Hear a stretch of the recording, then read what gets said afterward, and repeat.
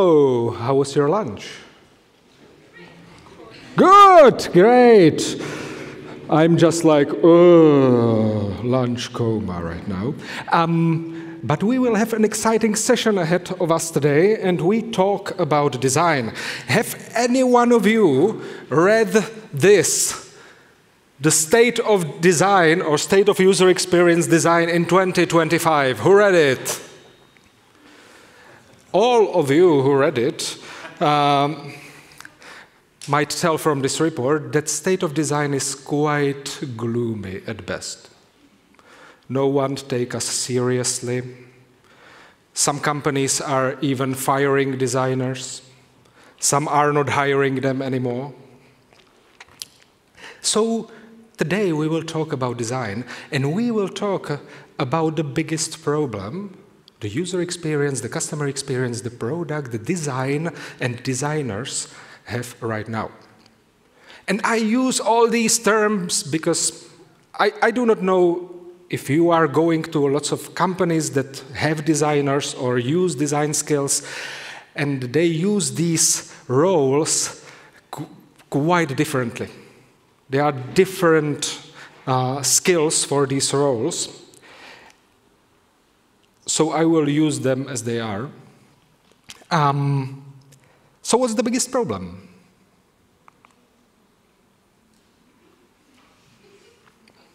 No, it's not the user.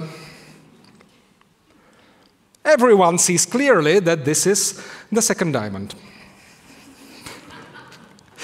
Second diamond of the double diamond model.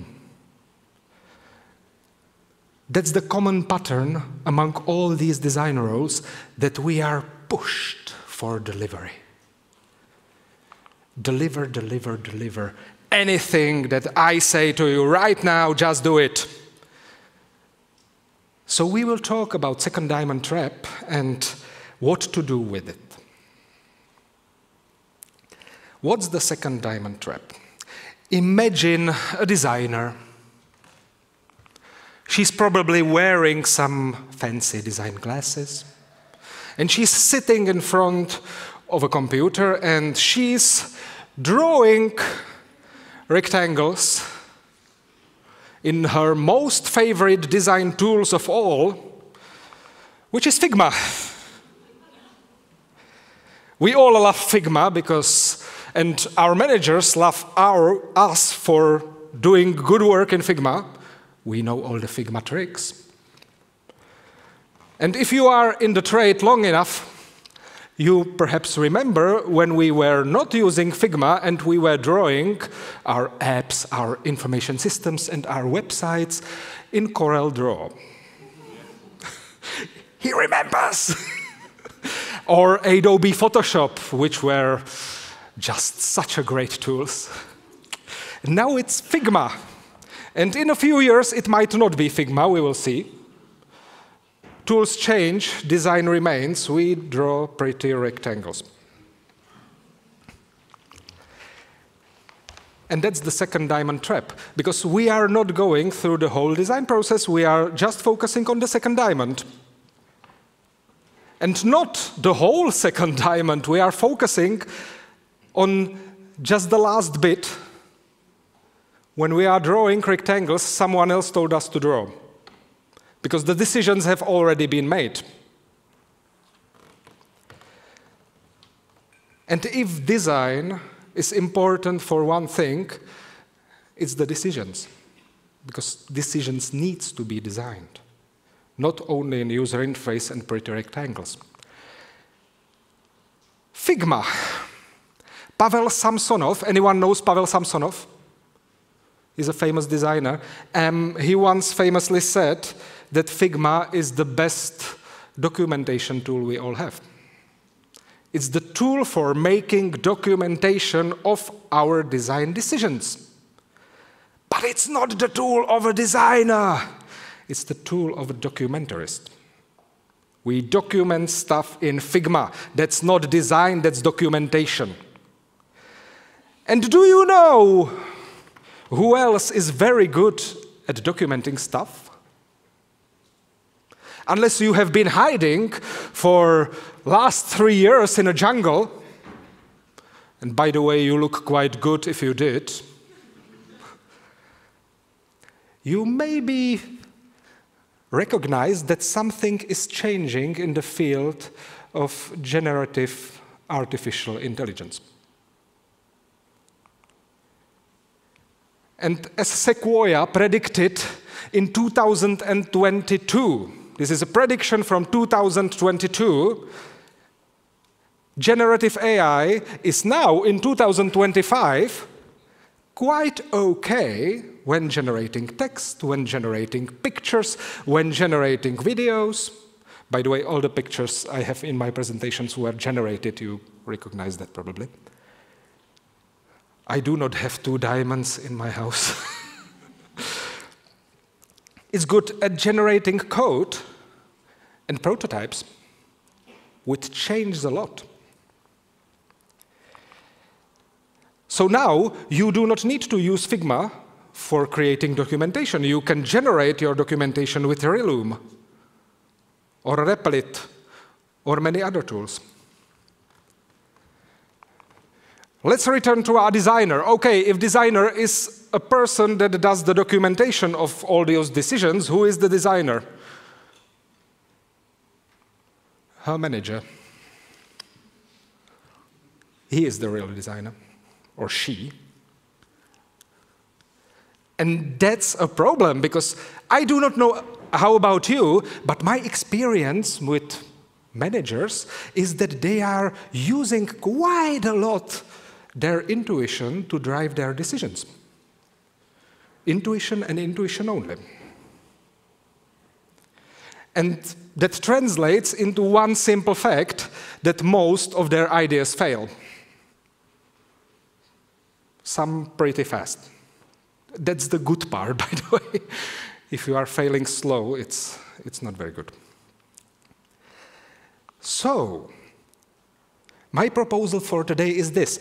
If we embrace the skills needed through all these diamonds, through both of them, and also if we embrace another skill set that will help us to make better decisions in cooperation with our management, we will have future.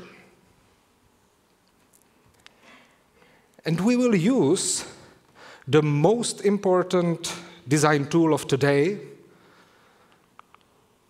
which is our brain.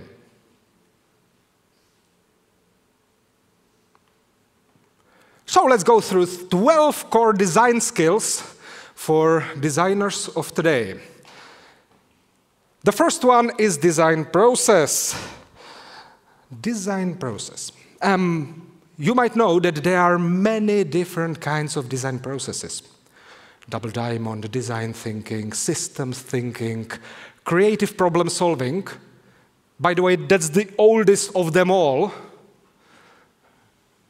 And very interesting one. Anyone knows creative problem solving around here? 4. Just write this down. Creative problem solving. The catch with the design process is that different design processes are good for different types of design work. So, if you are doing conversion rate optimization of a website, your tools will be A/B tests and all these lists of patterns that can influence people's behavior in e-commerce or on lead generation websites. I do not necessarily say they will be all dark patterns, but some of them might be. If you are improving a product and create new functionalities, you will go linearly, and you will iterate on these functions. And you will use user testing and concept testing and try to improve the experience, measure completely different set of metrics. And that will be completely different if you are trying to innovate and find something completely new. Because if you are creating a new product or a new service, you need to probe the world with parallel experiments. You need to find the right way between all these possible ways, because most of the products fail. And you need to know that people are going to need it, that they will actually understand it, and they will buy it. So different design processes and different approaches for different situations. On one hand, on the other hand, my recommendation for you is this. Either design process you will choose, always be intentional about what are you doing right now.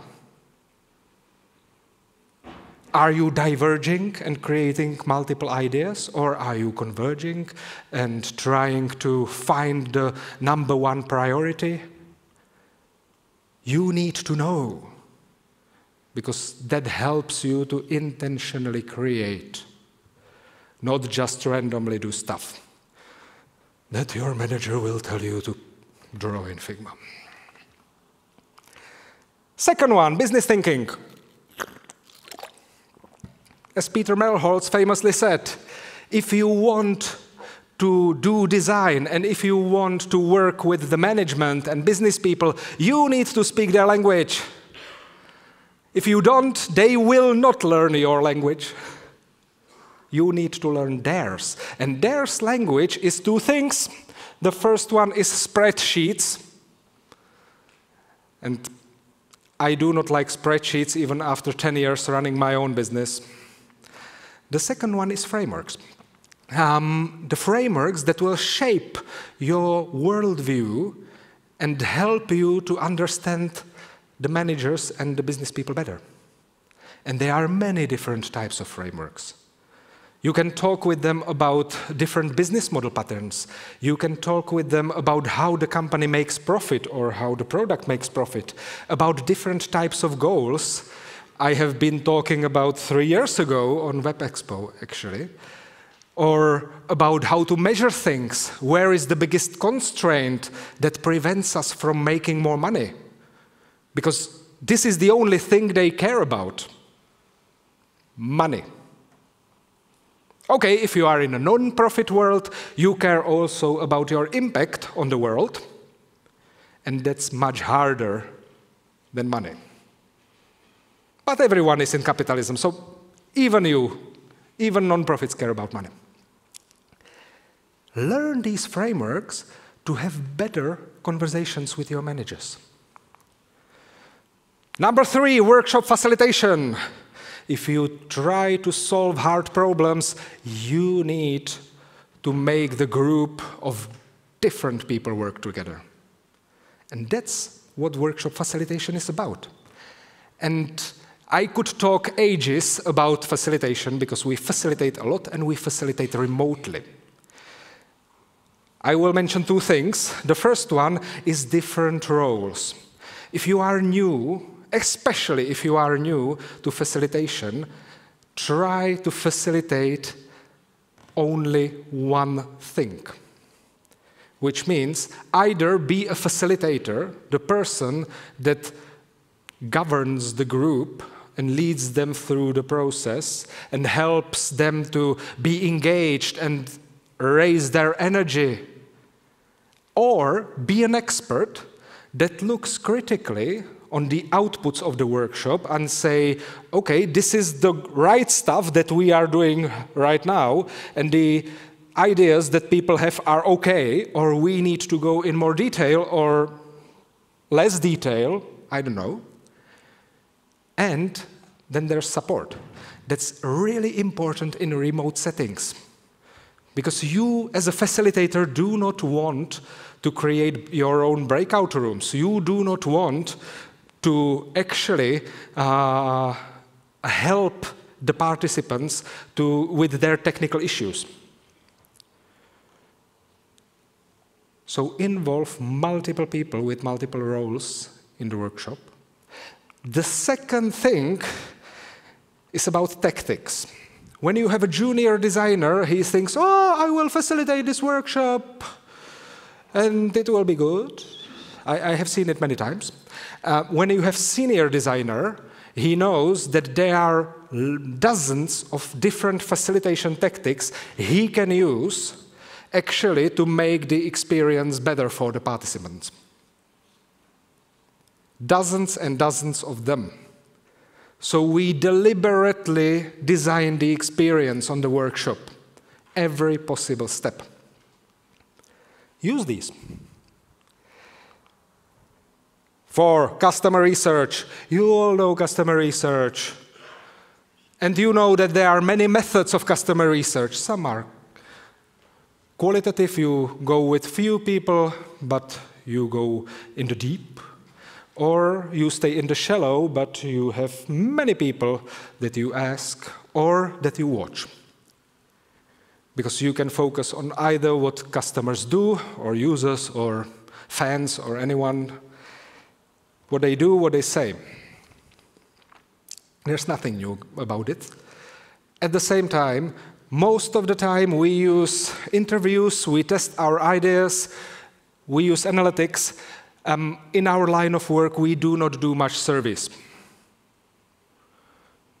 In your line of work, it might be okay. In our, it's not. Customer research. What is it about?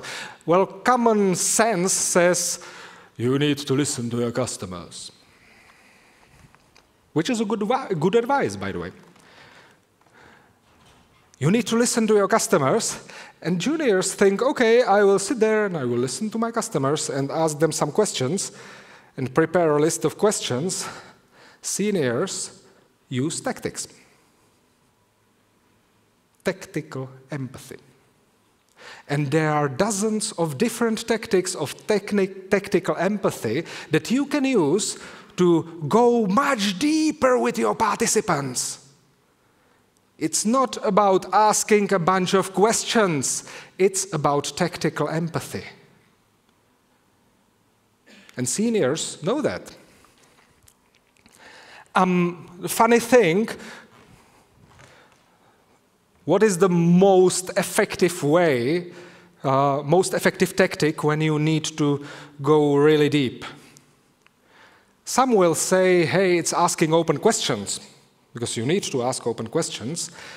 After years of experience, I would say the first one is silence. Just shut up. The second one is labeling, which is probably a tactic you never heard of. Anyone heard of labeling? 2. Number 5, sense-making. You need to make sense of the patterns that you are seeing in front of you. And the thing is, you can make this sense alone or in a group, and you can make it during the research or after the research. And from what I see, juniors just do their research, they do all the interviews, all the design probes, all the stuff, and then they sense-make. And they are trying to find patterns in the data. The more senior people sense-make all the time, which means they are using various methods to make sense of what's emerging in front of them, to get better understanding of the space. For example, what we do right now, after each interview we do, the designer sits down and creates a wordly map of the interview, of what has been said. Anyone familiar with wordly maps? Some of us. So when you can create a wordly map after the interview, you know you understood the subject right enough, and you will find more interesting topics, more interesting questions to ask because of this map. And that's sense-making.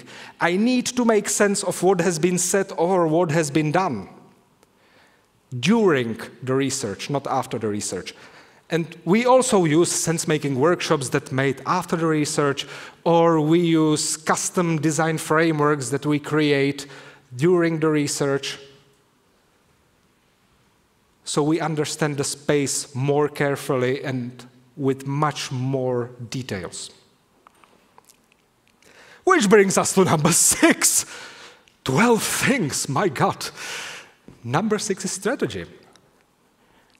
When you talk to a top-level strategist on the global level, he will tell you, strategy is not about planning. Strategy is about making decisions. And after you make these decisions, you plan and set goals and create project initiatives. But you need to make these decisions, and most of the time people make these decisions with their intuition. And from our experience, it's interesting to add qualitative data, quantitative data, and carefully selected strategy frameworks. Carefully selected strategy frameworks that will change how you see the subject. Because when you select a good strategy framework, it will bring you new ideas that will lead to new decisions and new outcomes. And sometimes you will fail, and sometimes you will get an advantage over your competition. Because if everybody uses SWOT, there's no advantage in using SWOT analysis. But everyone knows it. These are different from SWOT. There are quite a lot of different strategic frameworks. This is the list of some that we use for different types of projects. Which brings us to a little break. Resources, if you want, go to this URL and grab this presentation and grab some additional resources I have created for you. And you will register to our newsletter in the meantime, the Czech one or the English one, which will lead you to perhaps one of the biggest communities of designers and managers that actually read our newsletter. We see that they read it. And yeah, you can unsubscribe anytime. Nearly nobody does. So, grab your resources, because there will be much more here in this presentation. I have 17 minutes for another 6 competencies. Let's do it. Stakeholder management.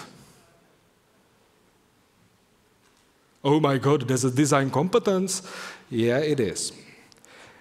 If you ever had a project when there was no or little stakeholder management involved, you know that in some moment, in some precious moment of the project, a stakeholder will arrive and sends it all to hell. She will say something like, oh fuck, we won't be doing this anymore. Sorry guys, this project doesn't have priority anymore. Anyone was involved in such a project? Quite a lot. And that's it. Stakeholder management. You know that juniors do not do this very much. And the more senior you get, the more you do politics and stakeholder management. Because that's your job. So deal with it. Stakeholder management takes much of the time we spend as senior designers. So we have to do it intentionally, and we have to be very good at it if we want our project to succeed. Which leads us to multiple skills we need for managing stakeholder emotions and their thoughts, like ethical persuasion, which means you do not lie, or strong presentation skills, or tactical empathy. And they all need that you have enough energy, which means you need to work with yourself and with your inner battery, and be emotionally resilient. And at the same time, they need you to be self-aware. And the problem with self-awareness, at least for me, and I'm learning still, is that you build this competence very slowly over time. It needs time. So my recommendation for you, even if you are juniors who do not know that they need to do this, is to start somewhere, because stakeholder management is the most important design skill designers will ever need. Ideation, that sounds like design. More ideas. You can ideate alone, you can ideate in a group, you can ideate in an unstructured time, in your free time, you can ideate in a structured way. And if I notice one pattern in ideation is that juniors, by the way, most managers are in this category. Juniors that just have their first idea and they love it, so they improve it and work on the improvement of the idea. Senior designers go broad, and they have multiple different types of ideas, and they even help themselves with ChatGPT or other generative AI tools to generate even more ideas so they can select the best ones, or what they think are the best ones.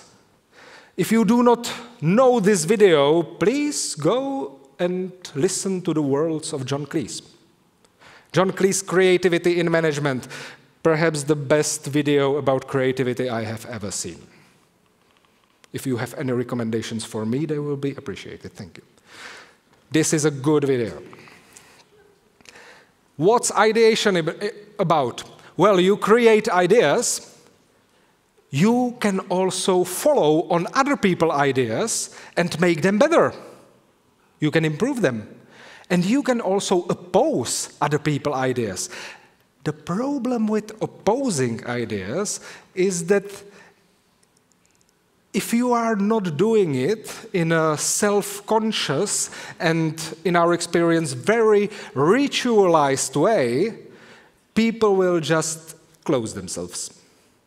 And they will not give you all their ideas because they will censor inside their head and they will think, oh, this is not a good idea, I will never tell it to anybody. So you need to be very careful with the opposing, and at the same time, opposing ideas make them better. Opposing creates quality. So you need it. We do it very in specific moment where everyone knows this is the time when we will be opposing ideas in a very structured way, and then we will move on. That's my recipe for opposing. And prototype and test, which brings us to skill number 9, rapid prototyping. And you know there have been some changes in rapid prototyping with the latest installment of Insert Your Favorite AI and vibe code. Anyone vibe coding here? So little. This is an important skill because right now you can generate so many ideas and so many prototypes. And it's good because you can test them very quickly, which is thing we will go to very soon. But now you can create static prototypes, you can create dynamic applications very quickly with all these vibe coding tools, and you can even plug your AI credits in them and make the experience much more dynamic, much more real for the customer, for the user. We do it all the time. This is in Czech, it doesn't matter, it's a form, and it does something, and it was created in a few minutes because of the vibe coding. There are many tools you can use. Personally, I most of the time use V0, but a friend of mine created a tool of his own. It's called Macaulay. M-A-C-A-L-Y. Try it. I heard it's good. Just do it. But there are many more. And for us designers, this is a blessing because we can practice on the second most important design skill of all time, and that's testing business ideas. I do not know if you have noticed, but everyone has ideas. Ideas are commodity. Everyone has them. Good ideas, well, nearly no one has them. Nearly nobody has good ideas. Good ideas fulfill some people's need, the customers understand them, and they are willing to pay for them. Or they are willing to change their behavior because of this good idea. So we need to get signals that our idea is good as soon as possible. As James Courier from NFX, which is a VC fund in the US, in Silicon Valley, says, if you are not testing from 20 to 100 business ideas a week, probably there's someone out there out-innovating you. And we are talking about global startups. I do not know how much testing of new concepts are you doing right now. The second thing he mentions in the article is, by the way, and this was the pre-AI numbers. Now the speed has gone up. 20 to 100 times a week. The good news is that you can use quite a lot of different tactics to test your ideas. And there are many of them. For example, David J. Bland wrote a book, Testing Business Ideas, that mentions some of these tactics. There is another book called The Right It, which also mentions some of these tactics. Most of the time, for example, in House of Řezáč, when we are creating new ideas, we use pitch provocations, or provocation pitch, one of these, by Tom Kervin. If you do not know Tom Kervin, please follow him. He's very good. Which brings us to skill number 11, design operations. And I will narrow design operations to one important thing only, because you haven't been in a jungle for the last 3 years, and that's generative AI models. There are many of them. You probably know these. You probably do not know many others, mostly Chinese models. The most important thing I would like you to think about is to not use Copilot. Nothing against Microsoft, sorry guys, but from a designer's perspective, this is the worst you can use. It's not very good at ideation, it's not very good at analyzing things. It's good at using all these documents that you have in your SharePoint, but that's it. So forget about Copilot now. This situation, by the way, might get different in a week, because this is an emerging field and things change very quickly. But right now, meh. The catch with generative AI is that it involves much more skills than just going to ChatGPT and typing something in it. Because if you want the best output, you need to put in the best input, which means you need, for example, crawl some websites or databases. Maybe you need to change your data to a readable format. Maybe you need to learn to prompt engineer, actually, maybe with some fine-tuned model for your purpose. It's not about just sitting in front of ChatGPT. Last, we are here. Project management. Boring. Everyone knows we should be managing our projects, and I advise you to do so. You can manage yourself, you can manage groups, you can manage projects, you can manage products. Forget about product management right now. We will not be talking about navigating the way to make the best product. We will be talking about getting stuff done, which is project management. And my advice to you is just learn at least some techniques that project managers use. Otherwise, you won't be a reliable part of the team. And if you are not a reliable part of the team, you are not in the team. So, yeah, it's boring for some of us, and yeah, it's necessary. If you do not pay a person that will do it instead of you.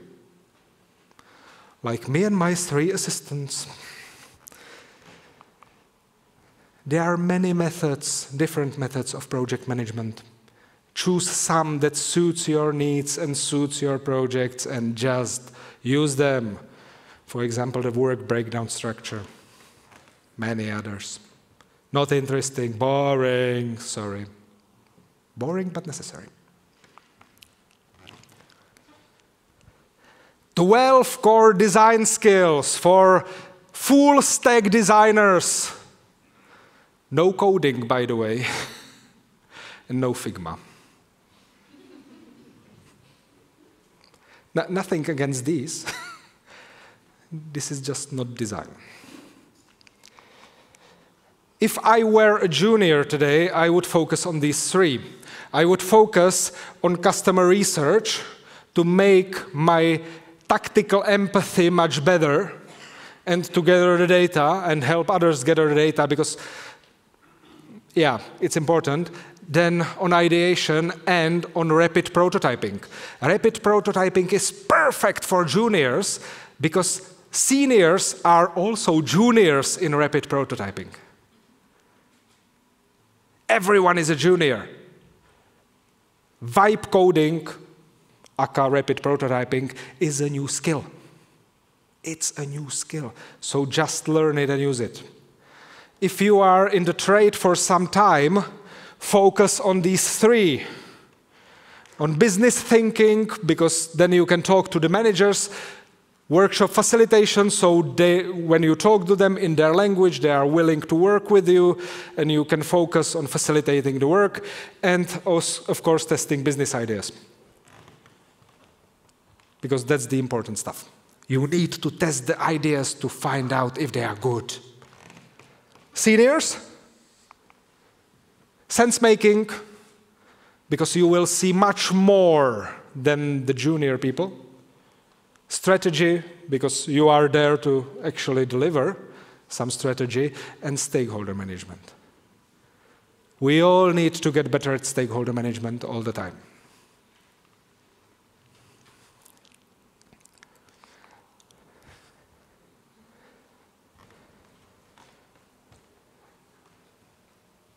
The second diamond trap is still here.